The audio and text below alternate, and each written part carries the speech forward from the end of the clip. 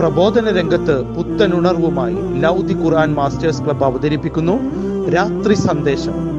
എന്നും രാത്രി 9 മണിക്ക് യൂട്യൂബിലൂടെ പ്രസംഗ പരിശീലന കളരിയിലെ പഠിതാക്കൾ നിങ്ങൾക്കായി ഒരുക്കുന്നു. കേൾക്കുക, പ്രബുദ്ധരാവുക, മറ്റുള്ളവരിലേക്ക് എത്തിക്കുക. ബിസ്മില്ലാ വൽഹംദുലില്ലാ വസ്സലാത്തു വസ്സലാമു അലാ റസൂലില്ലാ വഅലാ ആലിഹി വസഹ്ബിഹി അജ്മഈൻ. അമ്മാ ബഅദ്. റബ്ബി ഇശ്റഹ് ലി സദ്രി വയസ്സിർ ലി അംരി വഹ്ലുൽ ഉഖ്ദതം മിൻ ലിസാനി യഫ്ഖഹു ഖൗലി. പ്രിയ ലൗദി ഖുർആൻ മാസ്റ്റേഴ്സ്, അസ്സലാമു അലൈക്കും വറഹ്മത്തുള്ളാഹി വബറകാതുഹു. നാവ് കൊണ്ട് നരകമാവുന്നവർ എന്ന ടോപ്പിക്കിനെ ആസ്പദമാക്കി ഏതാനും ചില കാര്യങ്ങൾ സംസാരിക്കാനാണ് ഞാൻ ഉദ്ദേശിക്കുന്നത്, ഇൻഷാ അല്ലാഹ്. വിശ്വാസികൾ എന്ന നിലക്ക് നാം ഭയപ്പെടേണ്ട ഒന്നാണ് നമ്മുടെ നാവ്. അതാണ് ഒരാൾക്ക് നരകം വാങ്ങിക്കൊടുക്കുന്നത് എന്ന് റസൂൽ സല്ലല്ലാഹു അലൈഹി വസല്ലം നമ്മെ ഓർമ്മപ്പെടുത്തുന്നു. നമ്മൾ സംസാരിക്കുന്ന വാക്കുകളൊക്കെ നമ്മുടെ പാപങ്ങളായി മാറിയാൽ നാളെ നമ്മുടെ അവസ്ഥ എന്തായിരിക്കുമെന്ന് ചിന്തിച്ചു നോക്കുക. വളരെ ഗൗരവത്തോടെയും സൂക്ഷ്മമായും ചിന്തിക്കേണ്ട കാര്യമാണിത്. നമ്മുടെ ഇടപാടുകളിലും പ്രവർത്തനങ്ങളിലും വന്നു പോകുന്ന പിഴവുകളും തെറ്റുകളും നാം ശ്രദ്ധ പുലർത്താറുണ്ട്. എന്നാൽ ഈ ശ്രദ്ധ പലപ്പോഴും നമ്മുടെ സംസാരങ്ങളിൽ നാം പുലർത്താറെ പോകുന്നു എന്നതാണ് വാസ്തവം. പറയാത്ത കാര്യങ്ങൾ പറയുക, ചീത്ത കാര്യങ്ങൾ പരിസരപ്പെടുത്താതിരിക്കുക, ഇതൊക്കെ നാം ശ്രദ്ധിക്കേണ്ടതുണ്ട്. അള്ളാഹു അത് ഇഷ്ടപ്പെടുന്നില്ല.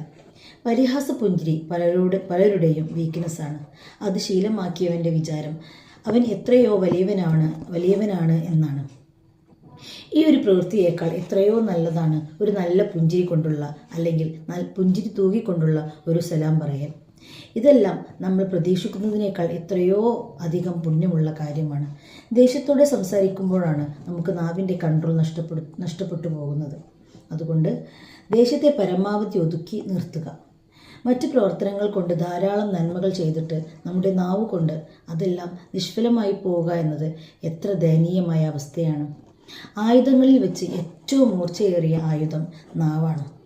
ഭൂമിയിൽ സംഭവിക്കുന്ന ബഹുഭൂരിപക്ഷം കുഴപ്പങ്ങളും മനുഷ്യർ ചെയ്തു കൂട്ടുന്ന പാപങ്ങളും നാവിൽ നിന്ന് ഉത്ഭവിക്കുന്നതാണ് എന്ന കാര്യത്തിൽ സംശയമില്ല. നാവ് കൊണ്ട് തന്നെയാണ് നാവിനെ നന്നായി നിയന്ത്രിക്കാൻ റസൂൽ സല്ലല്ലാഹു അലൈഹി വസല്ലം നമ്മെ ഓർമ്മപ്പെടുത്തുന്നുണ്ട്. അത്യാവശ്യമില്ലാത്ത സന്ദർഭങ്ങളിൽ മൗനിയായിരിക്കലാണ് അഭികാമ്യം എന്ന് റസൂൽ സല്ലല്ലാഹു അലൈഹി വസല്ലം നമ്മെ പഠിപ്പിച്ചു. അവിടുത്തെ അധ്യാപകങ്ങളുടെ കൂട്ടത്തിൽ നമ്മെ ഉണർത്തിയ പ്രധാനപ്പെട്ട കാര്യം മൻ കാന യുഅ്മിനു ബില്ലാഹി വൽ യൗമിൽ ആഖിർ ഫൽയഖുൽ ഖൈറൻ ഔ ലിയസ്മുത് എന്നാണ്.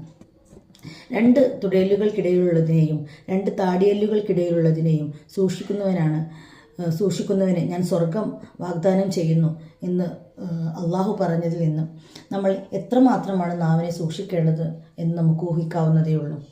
അള്ളാഹുവും അവൻ്റെ റസൂലും സൂക്ഷിക്കാൻ പറഞ്ഞിട്ടുള്ള എല്ലാ കാര്യങ്ങളിലും സൂക്ഷ്മത പാലിച്ചുകൊണ്ട് അതിനനുസരിച്ച് നമ്മുടെ ജീവിതത്തെ ചിട്ടപ്പെടുത്താൻ അള്ളാഹുവിൻ്റെ സഹായം ഉണ്ടാകട്ടെ എന്ന് പ്രാർത്ഥിച്ചുകൊണ്ട് ഞാൻ നിർത്തട്ടെ. അസ്സലാമു അലൈക്കും വറഹ്മത്തുള്ളാഹി വബറകാതുഹു.